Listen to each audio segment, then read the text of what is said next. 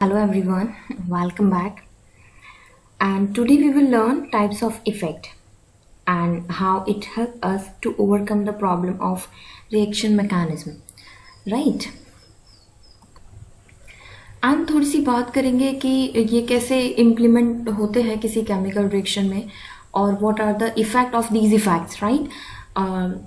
तो इनका भी हमारे पास कुछ कुछ से 6 इफेक्ट हैं जो कि बहुत कॉमन है और बहुत इंपॉर्टेंट भी हैं right. Out of them aromatic effect है, मीजोमेरिक इफेक्ट है, रेजोनेंस है। मीजोमेरिक और रेजोनेंस में थोड़ी सी सिमिलैरिटी है बट इट्स क्वाइट डिफरेंट है ना। इसे थोड़ा सा डिटेल में समझेंगे, इस पर काम करेंगे थोड़ा।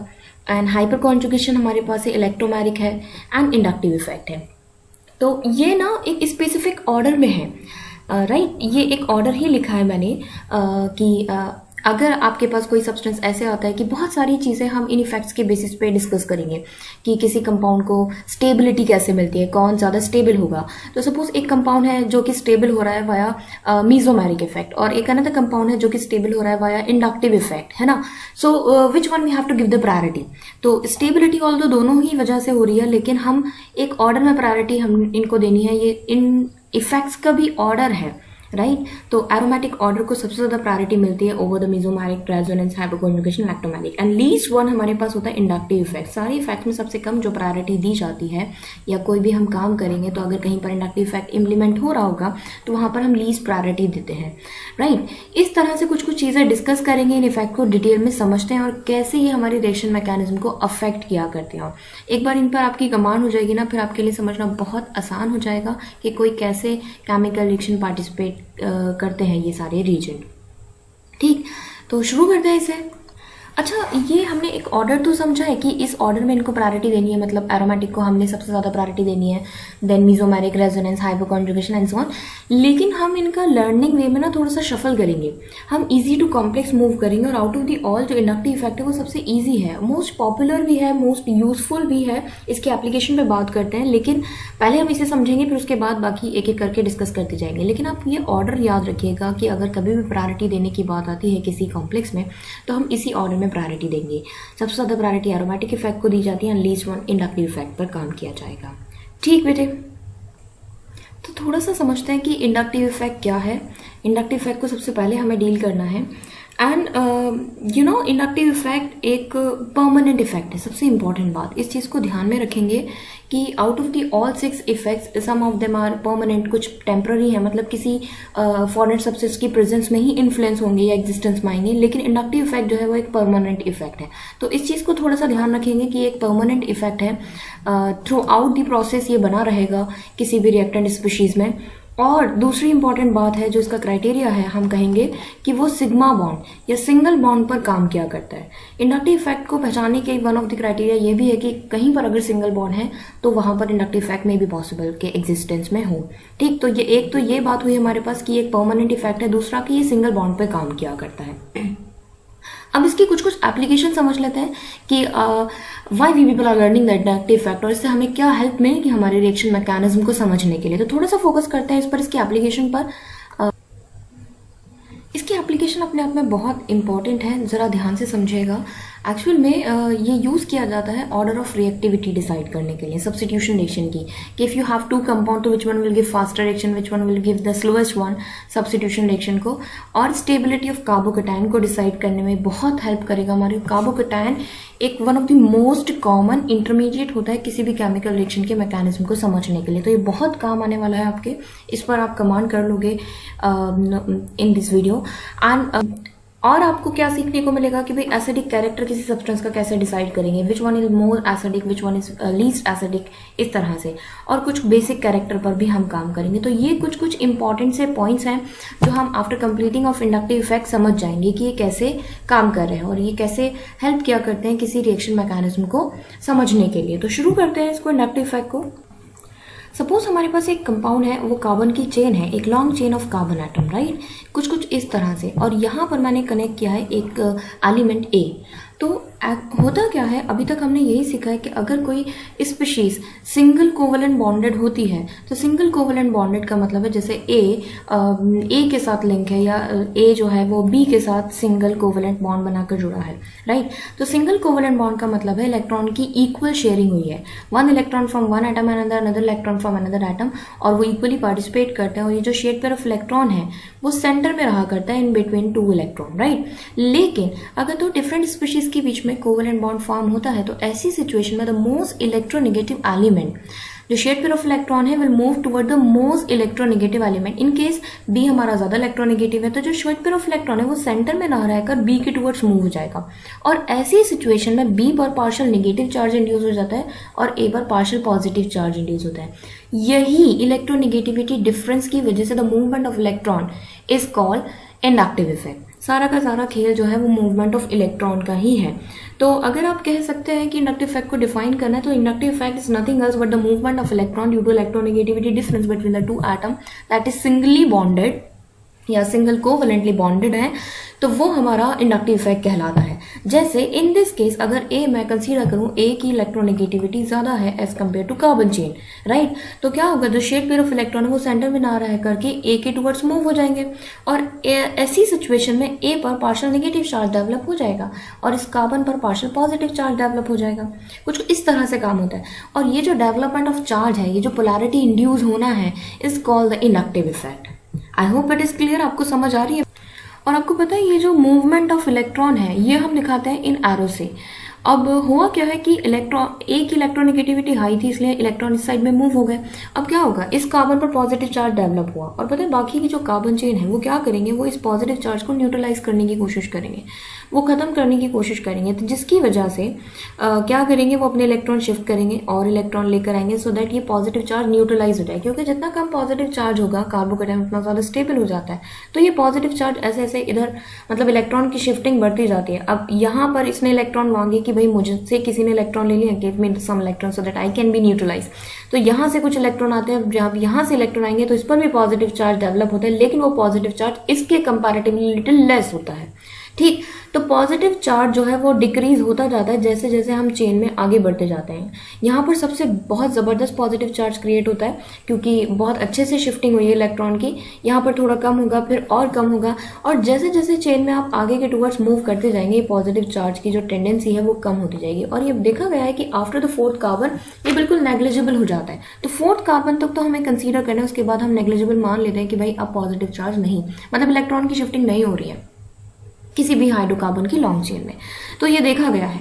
अब ऐसी सिचुएशन में जब इलेक्ट्रॉन किसी भी एटम को दिए गए हैं टुवर्ड्स, इसके मूवमेंट हुआ है या इलेक्ट्रोनेगेटिव एलिमेंट ने इस कार्बन चेन से इलेक्ट्रॉन को अपने टुवर्ड्स खींचा है, तो ऐसी सिचुएशन में ये कहलाता है प्लस आई इफेक्ट। इसे हम बोला करते हैं प्लस आई इफेक्ट, ठीक है। इंडक्टिव इफेक्ट भी हमारे पास दो टाइप के होते हैं, एक प्लस आई इफेक्ट होता है और एक माइनस आई इफेक्ट होता है। दोनों को समझेंगे बहुत ध्यान से। और ये वाला जो काम है जहाँ पर इलेक्ट्रॉन डोनेट किए जाते हैं कार्बन चेन के थ्रू, इलेक्ट्रॉन डोनेट किए जाते हैं, या फिर हम ऐसे कहते हैं कि हर वो इलेक्ट्रॉन डोनेटिंग ग्रुप जो है वो प्लस आई इफेक्ट होता है। मतलब क्योंकि कार्बन चेन इलेक्ट्रॉन डोनेट कर रही है, इलेक्ट्रॉन डोनेटिंग ग्रुप है, इसलिए हम ये भी कह सकते हैं कि जितने भी कार्बन चेन ग्रुप होते हैं, मतलब एल्काइल ग्रुप होते हैं, all the alkyl group, I should write alkyl group, that will be more good answer. तो अल्काइल ग्रुप जो है हमारे वो क्या है, वो इलेक्ट्रॉन डोनेटिंग ग्रुप, इलेक्ट्रॉन को डोनेट करने का काम किया करते हैं, इसलिए ये क्या शो करते हैं, ये प्लस आई इफेक्ट शो किया करते हैं। ऑन दी अदर साइड अगर हम देखें तो ये ए जो है इसने क्या किया, इलेक्ट्रॉन को पुल किया, इलेक्ट्रॉन को विड्रॉ कराया है इस चेन से। और हर वो स्पीशीज या एटम या ग्रुप ऑफ एटम जो कि इलेक्ट्रॉन को पुश कराता है, इलेक्ट्रॉन को विड्रॉ कराने की टेंडेंसी रखता है, वो कहलाता है इलेक्ट्रॉन विड्रॉइंग ग्रुप, ठीक है। तो इन दिस केस ए जो है, A will be consider as electron withdrawing group. और जो इलेक्ट्रॉन विड्रॉइंग ग्रुप होते हैं वो नेगेटिव इंडक्टिव इफेक्ट शो किया करते हैं। आई होप आपको इतनी बात क्लियर हो गई। जो इलेक्ट्रॉन को डोनेट करने की टेंडेंसी रखा करते हैं वो पॉजिटिव इंडक्टिव इफेक्ट शो करते हैं, और जो इलेक्ट्रॉन को विड्रॉ कराने की टेंडेंसी रखा करते हैं वो इलेक्ट्रॉन विड्रॉइंग ग्रुप हुआ करते हैं, नेगेटिव इंडक्टिव इफेक्ट शो किया करते हैं। इतनी बात क्लियर आप सबको। एक और एग्जाम्पल डिस्कस कर लेते हैं। सपोज हमारे पास एक कार्बन की चेन है और वो इस तरह से कुछ अरेंज है कि यहाँ पर मैंने बी एटम कनेक्ट किया है, और बी एटम की टेंडेंसी कुछ ये है कि ये इलेक्ट्रॉन को कार्बन चेन में मूव कराएगा, मतलब carbon chain has a tendency to attract the electron towards itself, मतलब कार्बन ज़्यादा इलेक्ट्रोनेगेटिव है एज कम्पेयर टू बी। अब जब ऐसी सिचुएशन होगी तो उस पर पार्शियल नेगेटिव चार्ज डेवलप होगा, बी पर पार्शियल पॉजिटिव चार्ज डेवलप होगा, and this negative charge further decrease off, जैसे कि जैसे हम साइड बाई साइड आगे मूव करते जाएंगे, राइट। इतनी बात क्लियर। तो ऐसी सिचुएशन में जो बी है, क्योंकि बी ने क्या किया है, बी ने इलेक्ट्रॉन डोनेट किए हैं, बी ने इलेक्ट्रॉन को शिफ्ट कराया, तो यहाँ पर बी जो है वो प्लस आई इफेक्ट है और जो कार्बन की चेन है वो एक माइनस आई इफेक्ट की तरह काम कर रही है। तो ये एक हाइपोथेटिकल, एक सिचुएशन पर बेस्ड है कि आप कंपैरेटिव वाला काम करोगे, है ना। हो सकता है कि कार्बन से ज़्यादा इलेक्ट्रोनेगेटिव एलिमेंट कोई कनेक्ट हो जाए, या ये भी पॉसिबल है कार्बन से लीस्ट इलेक्ट्रोनेगेटिव एलिमेंट भी कहीं कनेक्ट हो जाए। तो दोनों ही सिचुएशन में कार्बन चेन हम बात कर रहे हैं कि प्लस आई और माइनस आई इफेक्ट की तरह काम करने लगती है। ऑलराइट, तो अभी तक हमने समझा कि भाई प्लस इंडक्टिव इफेक्ट क्या होता है एंड माइनस इंडक्टिव इफेक्ट क्या होता है।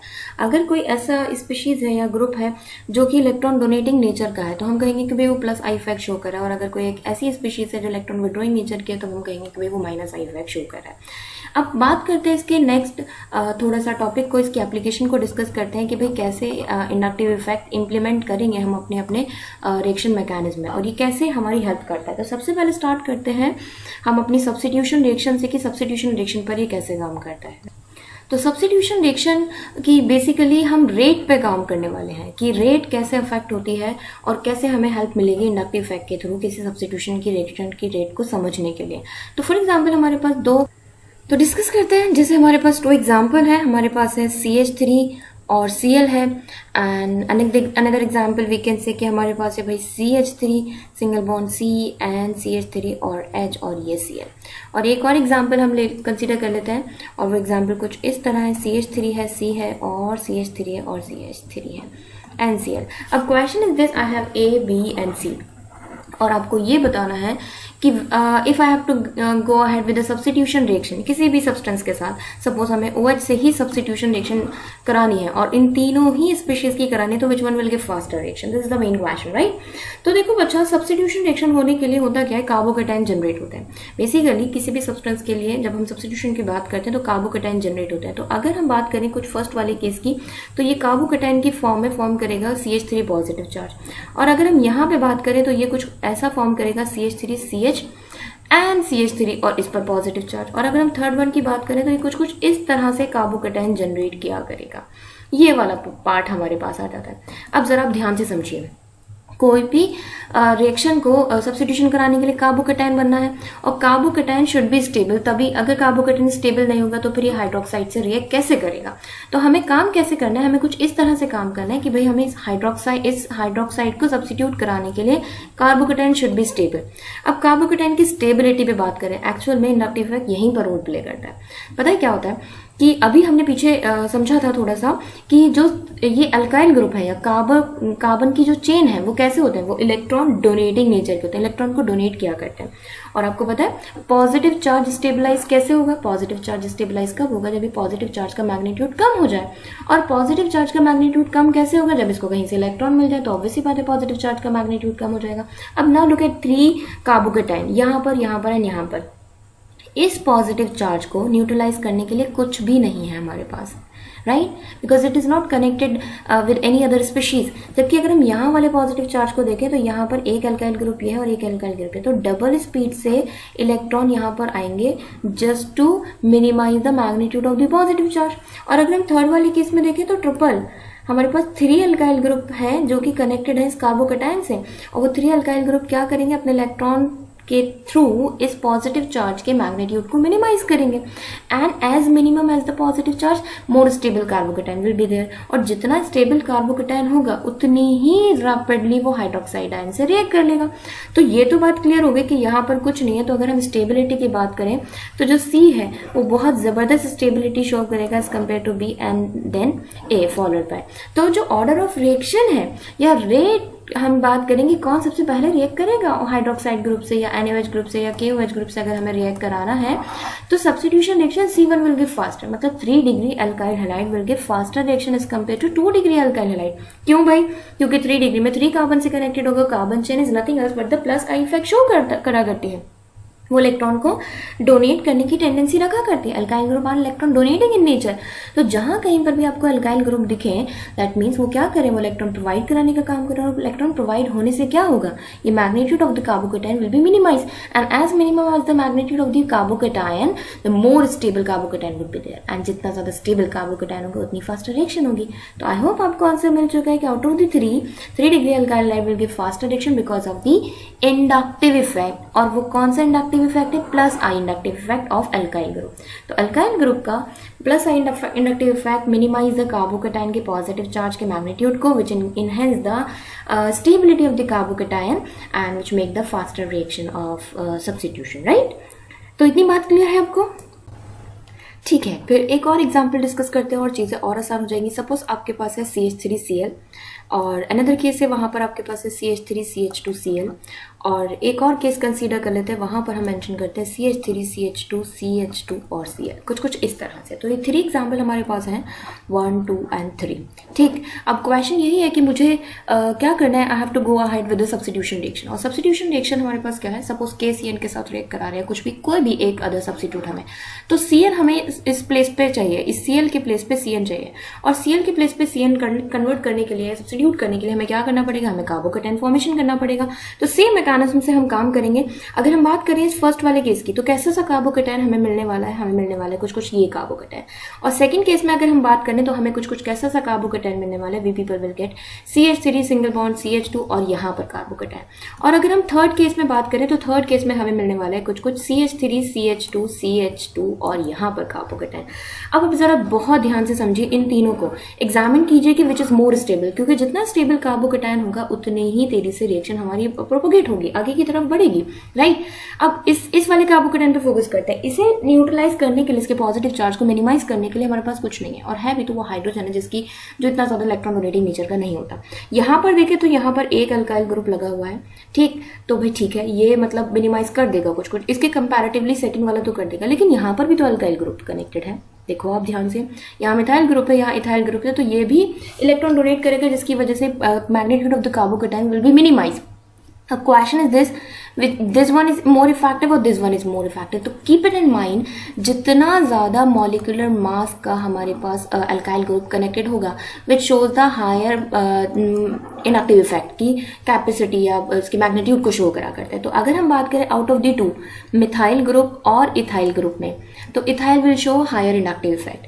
अगर हम बात करें इथाइल ग्रुप और प्रोपाइल ग्रुप में, मतलब C3H7 में बात करें, तो this one will show higher magnitude because molecular mass ज़्यादा है। जितना ज़्यादा मॉलिक्यूलर मास, जितनी लंबी कार्बन की चेन होगी, that will show the more plus I effect. तो ये तो हमें बात समझ में आ गई कि थर्ड वन जो है वो बहुत अच्छे से इलेक्ट्रॉन को प्रोवाइड कराने वाला है as compare to 2 and as compare to 1, right.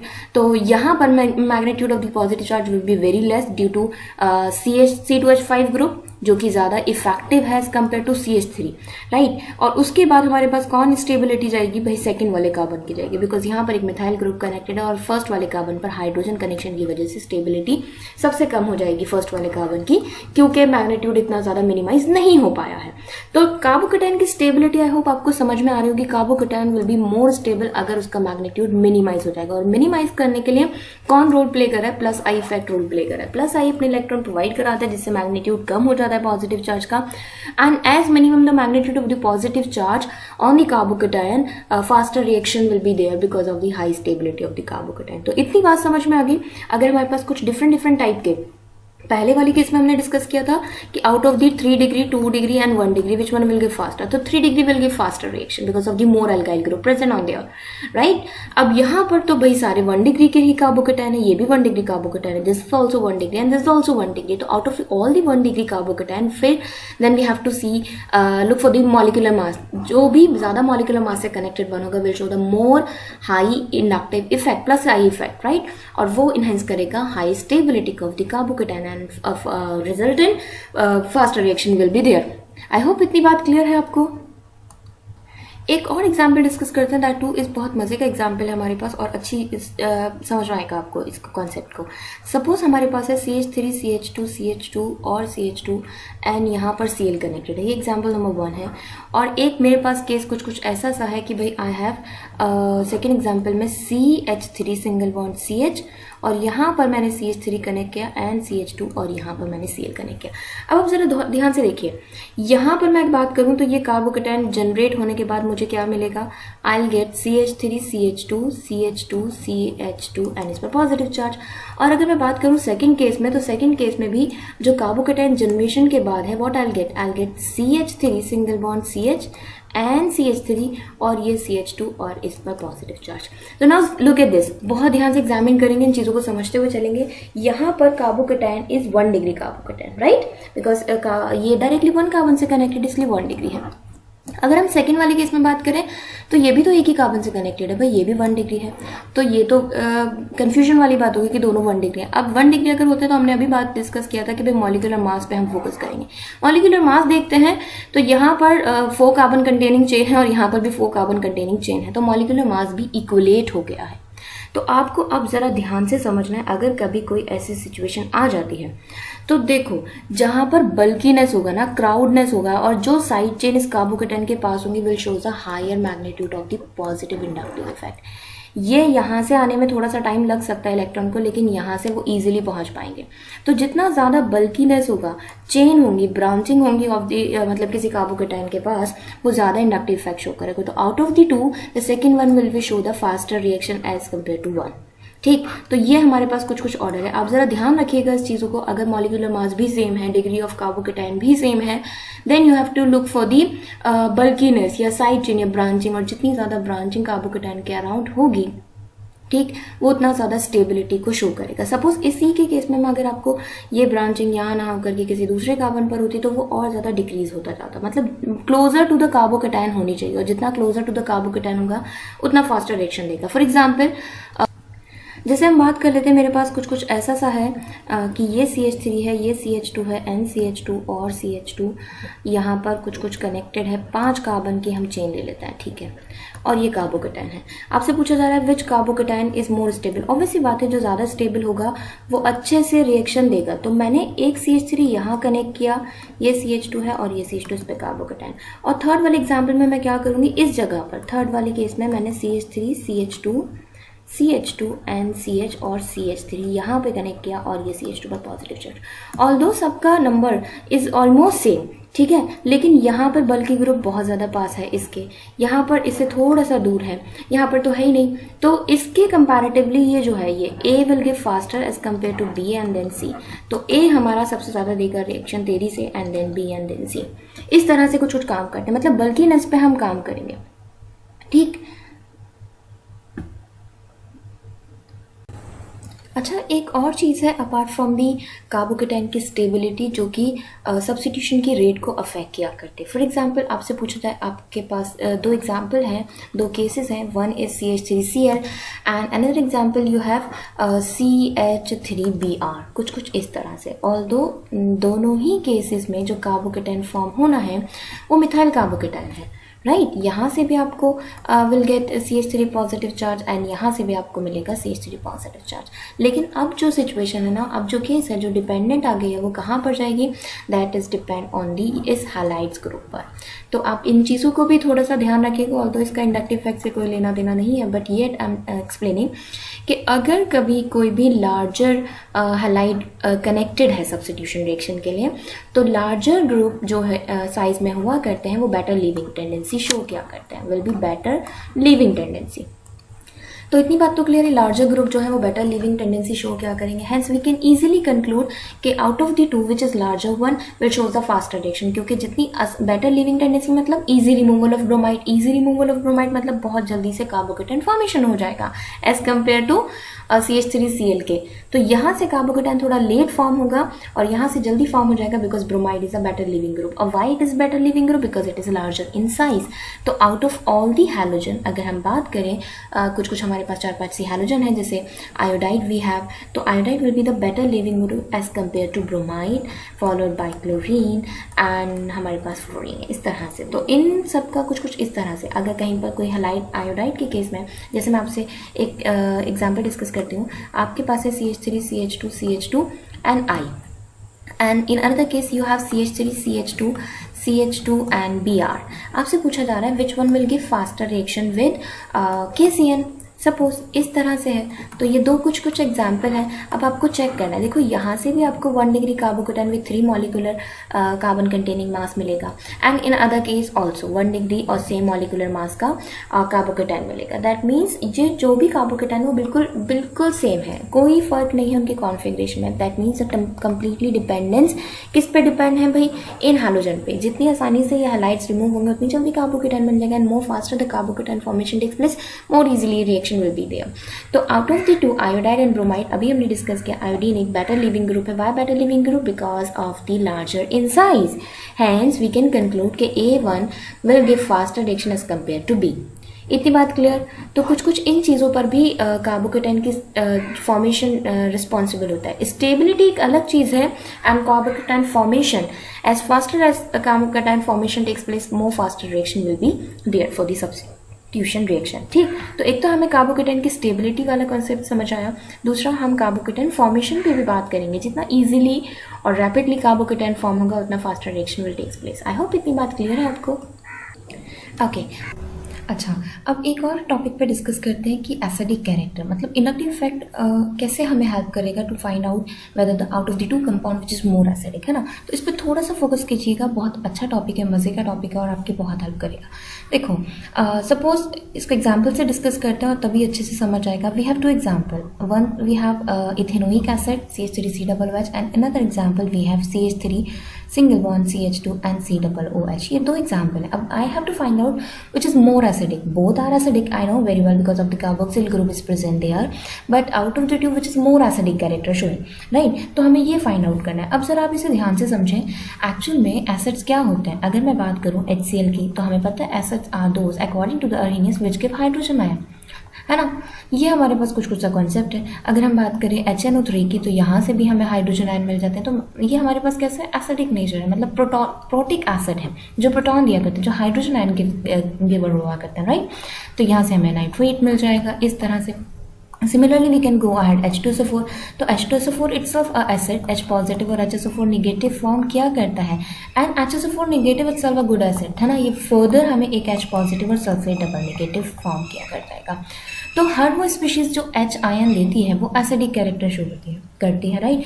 अब अच्छा एसिड कौन होगा? जो मोर रैपिडली हाइड्रोजन आयन डोनर होगा वही अच्छा एसिड होगा। तो यहाँ पर काम करते हैं उसी चीज़ पे कि कौन ईजिली हाइड्रोजन आयन को डोनेट करने की टेंडेंसी रखा करता है। अब out of the to first and second example जरा फोकस करते हैं कि इंडक्टिव इफेक्ट कैसे हेल्प करेगा हमें ये फाइंड आउट करने के लिए विच one will give more easily hydrogen ion. तो अब जरा यहाँ देखें, इन बोथ दी केसेस जो हाइड्रोजन है वो कनेक्टेड है एक most electronegative element of the periodic table, that is nothing else but the oxygen. Oxygen से कनेक्टेड है।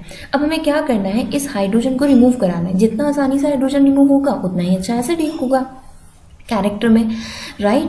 तो हमने क्या किया भाई, हम इसे चेक करते हैं। यहाँ पर ऑक्सीजन के पास लोन पेयर ऑफ इलेक्ट्रॉन है, here also we have lone pair of electron on oxygen atom, right. अब ये लोन पेयर ऑफ इलेक्ट्रॉन इस हाइड्रोजन एटम को टाई अप करके रखेंगे, बांध कर रखेंगे अच्छे से, it will not be easily remove.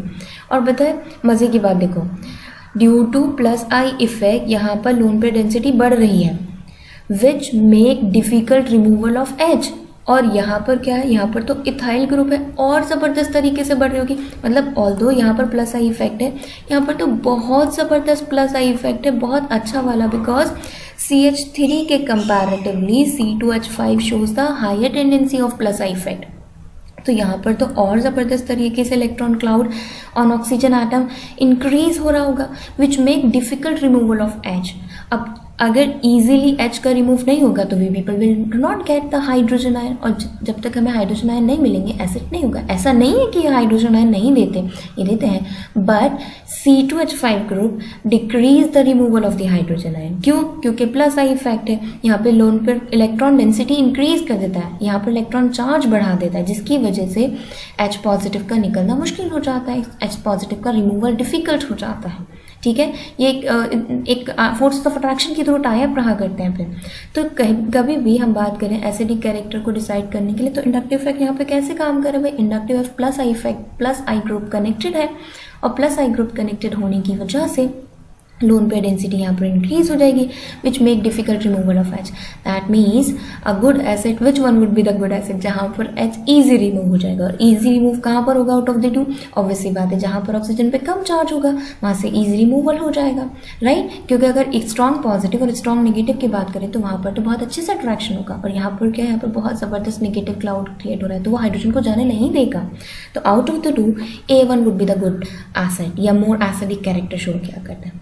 I hope आपको बात क्लियर है. एक और एग्जाम्पल डिस्कस करते हैं. फॉर एग्जाम्पल आपके पास कुछ ऐसा सब्सटेंस है कि CH3, CH2, CH2 and COOH. Case 1 ये हमारे पास है. और केस 2 में हम एक और एग्जाम्पल डिस्कस करते हैं और वहाँ पर क्या है CH3, CH और यहाँ पर CH3 कनेक्टेड है and COOH. If I ask which one is more acidic in nature, है ना, both are acidic because the carboxyl group is present and the molecular mass is also same और in both the cases. लेकिन कौन अच्छा acid होगा? अब आप जरा चेक करो. यहाँ पर अगर हम बात करें तो इंडक्टिव इफेक्ट के थ्रू लोन पेयर डेंसिटी बढ़ रही है, यहाँ पर भी इंडक्टिव इफेक्ट के थ्रू लोन पेयर डेंसिटी बढ़ रही है. But out of the to I told you अभी आपको कि जो नॉर्मल चेन के कंपैरेटिवली जो ब्रांचिंग होती है, ब्रांचिंग क्या किया करती है भाई? ब्रांचिंग इंडक्टिव इफेक्ट को इंक्रीज कर दिया करती है. तो यहाँ पर इजीली बहुत ज़्यादा इलेक्ट्रॉन क्लाउड डेवलप हो जाएगा ऑक्सीजन पे विच make difficult removal of H. और जितना ईजिली ये रिमूव नहीं हो पाएगा उतना ही खराब ये एसिड बन जाता है. तो अगर हम बात करें out of the two which is good acid तो A would be the good acid because of the low plus I effect as compare to the B1, है ना. तो ये एक अच्छा एसिड होगा. आई होप आपको क्लियर होगी बात इंडक्टिव इफेक्ट कैसे हेल्प किया करता है हमारा एसिडिक कैरेक्टर को आइडेंटिफाई करने के लिए. एक और एग्जांपल डिस्कस कर लेते हैं फिर चीज़ें और आसान हो जाएंगी. सपोज आपके पास कुछ इस तरह से है. ये हमारे पास है CH3 और CH2 और CH और यहाँ पर लगा है भाई क्लोरीन और COOH. ठीक इस तरह से है. And in another example I right मेरे पास है CH3, CH2 and CH and यहाँ पर मैंने F कनेक्ट किया और यहाँ पर COOH. अब आप आई आस्क कि विच वन इज गुड एसिड. तो आप ज़रा ध्यान से सोचें ये कैसे ग्रुप है. ये है -I वाले ग्रुप, है ना. ये इलेक्ट्रॉन अपने टुवर्ड्स खींचेंगे, है ना. यहाँ पर इलेक्ट्रॉन डेंसिटी ऐसे इनके पास आएगी and out of the two which is more electron acceptor वाला ग्रुप कि कौन इलेक्ट्रॉन डेंसिटी को कम करेगा ऑन ऑक्सीजन एटम? फ्लोरीन और क्लोरीन. तो फ्लोरीन मोर इलेक्ट्रोनेगेटिव तो इलेक्ट्रॉन क्लाउड को अपने टुवर्ड्स खींच लेगा. अब जब ये अपने टुवर्ड्स खींच लेगा that means less electron cloud will be there on oxygen atom. That means easy removal of H. तो आउट ऑफ द टू जो B1 है will be the good acid. क्यों भाई? क्योंकि फ्लोरीन ने इलेक्ट्रॉन क्लाउड को इलेक्ट्रॉन डेंसिटी को अपने टुवर्ड्स मूव करा लिया है. Although chlorine is also in the same category, but out of the two, fluorine is the better one. अगर हम इलेक्ट्रोनिगेटिविटी की बात करें तो फ्लोरीन सबसे ज़बरदस्त इलेक्ट्रोनिगेटिविटी शो किया करता है. इस सारा इलेक्ट्रॉन क्लाउड अपने टुवर्ड्स खींच लेगा. ठीक. और ऐसी वाली सिचुएशन में ये क्या है भाई? -I ग्रुप है. तो -I ग्रुप होने की वजह से मोर इम्पैक्टफुल -I ग्रुप होने की वजह से क्या होता है? ईजी रिमूवल ऑफ एच हो जाता है which make it good acid. तो B will be the best acid out of the two क्योंकि भाई easy removal of H takes place because of the inductive effect. तो इंडक्टिव इफेक्ट इस तरह से हमें कुछ काम करता है एसिडिक कैरेक्टर को आइडेंटिफाई करने के लिए. आई होप आपको बात क्लियर है. अच्छा एक और चीज़ है जो कि इंडक्टिव इफेक्ट हेल्प किया करता है थोड़ा सा बेसिक कैरेक्टर को समझने के लिए. Although not completely because amines के बेसिक कैरेक्टर हम बहुत तरीके से बहुत अच्छे से डिटेल में डिस्कस करेंगे when we people will work on that. लेकिन एक फैक्टर पर तो हम काम कर सकते हैं बेसिक कैरेक्टर को समझने के लिए. इंडक्टिव इफेक्ट एक बहुत इंपॉर्टेंट रोल प्ले किया करता है बेसिक कैरेक्टर ऑफ अमाइन को डिसाइड करने के लिए. For example if I write CH3NH2 तो you know very well about basic character के लिए कि according to the Lewis basic substance are those substances which have a tendency to donate the lone pair of electron. हर वो species जिनके पास lone pair donate करने के लिए है वो बेसिक कैरेक्टर है. जैसे अगर हम बात करें NH3 की तो NH3 में नाइट्रोजन पर एक lone pair of electron present है. That means it's a good base because of the having the tendency of donating of this electron pair, right.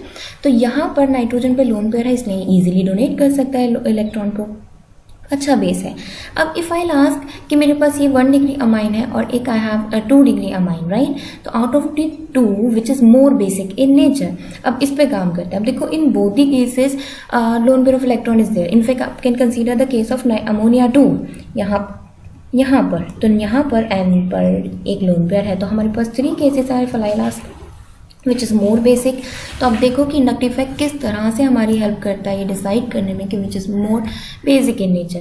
अच्छा, ये not all the cases, specifically cases के लिए आप काम कर सकते हो। और बेसिक कैरेक्टर ऑफ अमाइन भी बेटे सिर्फ इंडक्टिव इफेक्ट के बेसिस पर हम नहीं एक्सप्लेन करेंगे। इसके लिए हमारे पास बहुत सारे एक्सपेरिमेंटल मैथड हैं, हम उन सबको ध्यान से समझेंगे, फिर उसके बाद कंक्लूड करेंगे। लेकिन अगर आप कभी भी basic character of amine decide करते हो या उस पर आंसर करते हो तो आपको मेंशन करना पड़ेगा कि on the basis of inductive effect you have given the explanation, क्योंकि आपकी हाइपोथेसिस के बेसिस पर इनका बेसिक कैरेक्टर का ऑर्डर भी चेंज हो जाता है। इस टॉपिक को हम बहुत डिटेल में डिस्कस करेंगे, बहुत मज़े का टॉपिक भी है।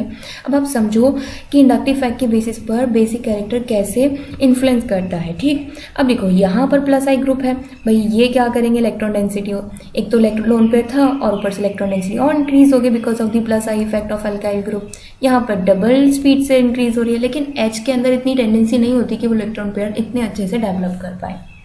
तो ये तो बात हमें समझ आ गई कि ये इट इज सी। तो C1 जो है वो लीस्ट बेसिक कैरेक्टर शो करेगा। अब out of the two which enhance the more electron cloud on the nitrogen atom, obviously बात है second one, because more tendency of plus I effect will be there because of the presence of 2 alkyl group. तो यहाँ पर दो alkyl group है जिसकी वजह से इलेक्ट्रॉन क्लाउड बहुत अच्छे से डेवलप हो जाएगा और nitrogen atom which make it a good base. तो B जो है वो सबसे अच्छा बेस हो जाएगा as compare to the A1। तो ये हमारे पास कुछ का बेसिक ऑर्डर का कैरेक्टर है। इस तरह से हम कुछ बेसिक कैरेक्टर भी डिसाइड कर पाते हैं। तो inductive effect so far we have done कि काफ़ी जगह पर इंपॉर्टेंट रोल प्ले क्या करता है। हमने सब्स्टिट्यूशन रिएक्शन के मैकेनिज्म को समझने में बहुत हेल्प करेगा। सबसे इंपॉर्टेंट बात, carbocation one of the best and most useful species है आपके ऑर्गेनिक कंपाउंड पे कंबाइंड करने के लिए। तो कार्बोकैटायन पे आपको बहुत अच्छे से कंबाइंड हो जाएगी अगर आप इंडक्टिव इफेक्ट पे थोड़ा सा फोकस करोगे, और ये बहुत हेल्पफुल भी रहेगा आपके लिए। उसके अलावा हमने काफ़ी काम किया, हमने एसिडिक कैरेक्टर को भी समझा थोड़ा बहुत, राइट। हमने बेसिक कैरेक्टर ऑफ अमाइन को भी डिस्कस किया कि कैसे हम थोड़ा थोड़ा प्रेडिक्ट कर सकते हैं। But basic character of amine is not completely depend on the inductive effect, other factors also plays a very important role for deciding the basic character of basic character of amine. इसे हम बाद में detail में discuss करेंगे। In fact इसका basic character का order बिल्कुल completely change हो जाता है on the basis of hypothesis यूबी पर आप implemented. But on the basis of inductive effect अगर हम बात करें तो 3 degree amine will be more basic as compare to 2 degree and comparative to 1 degree. ये हमारे पास नॉर्मल सा इंडक्टिव इफेक्ट के बिहाफ पर हम इसको कंक्लूड कर सकते हैं। तो इतनी चीज़ें हैं, आप इसे प्रैक्टिस कीजिए, अच्छे से डील कीजिए। Hope video will be helpful. Thank you.